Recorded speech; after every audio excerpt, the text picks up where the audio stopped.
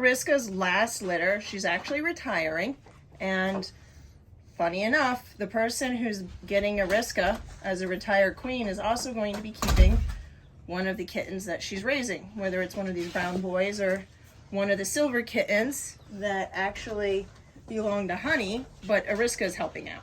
So Honey had way too many kittens. She had 8, so we gave 3 of them to Iriska, and then that would separate it out 5 and 5.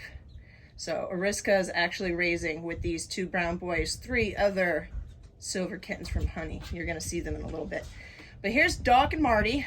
I oftentimes like to think of a theme when there's 2 girls or 2 boys or a brother and a sister. I try to think of a theme like that. So what is a favorite 2 male duo? Well, Doc and Marty. John can't help but say, make a run for it. So here's Marty.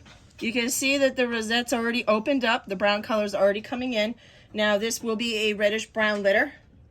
So this is actually getting more and more reddish as time goes on. You see the face? Like, look how reddish brown that face is. So I love this. It's all nice and separated out. Donut rosettes. Let's take a look at the other side here. Same situation, nice and separated. I'll have pictures for you. I'll tell you, we got Doc. Come on, man. Hear him? He's growling.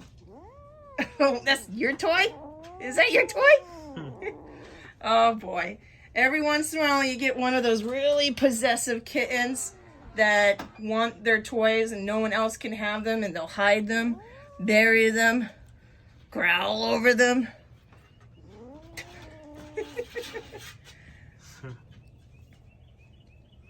Okay, here's Marty. Marty, you cutie. You're not so possessive, are you? You share. You don't share, do you? You act like you were the only one in the litter. She's like, that's why I'm so vicious. I had to defend against 4 other kittens. Here's Doc. Doc's got this pattern here. These are still opening up. You can see they're actually more gray than brown because he's a little bit further behind in development. If you were to actually compare the 2, you can see how there's more brown in these. But that just means that he's just a little bit further behind in development. You can see here where this is a linear rosette. Again, linear rosettes are when you have multiple rosettes, but they're touching each other. Whenever you have a cat that's got really, really large rosettes and they're close to each other, you always run the risk of their babies having the rosettes actually come together and then touch and create this linear rosette thing. So that's why whenever I have a cat with really large rosettes or whatnot, I like to see a good separation between them. It helps the offspring do the same. He's running away because he thinks I'm going to take this toy away from him. No, I have to hide this toy. If he could, I guarantee he would bury it like a bone. They say that Bengals are very dog-like, but I've seen them tug a war over their toys. I've seen them growl over their toys, and even, yes, in the litter box, bury them. So I don't know what's more dog-like than that. You can even teach them tricks. They'll greet you at the door. They come and you call their name. They'll play fetch. If I were to throw this, you can bet he would go running after it. The problem is I don't think he would come back with it, though. Is your toy? So I think, did we show off the other side? Here's the other side. So he's definitely going to have to go home with some toys.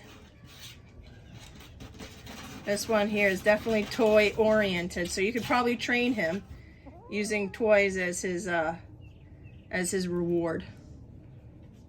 So some cats are actually very food oriented. Some more toy oriented. Some are praise oriented. You give praise and that's good enough for them. It's just a matter of knowing what kind they are, and then you can train them very well. Look at the tail's going crazy. It's my toy. My toy. My toy. He's shredding this toy up. That mouse isn't going to survive much longer, buddy. All right, and that's Doc and Marty.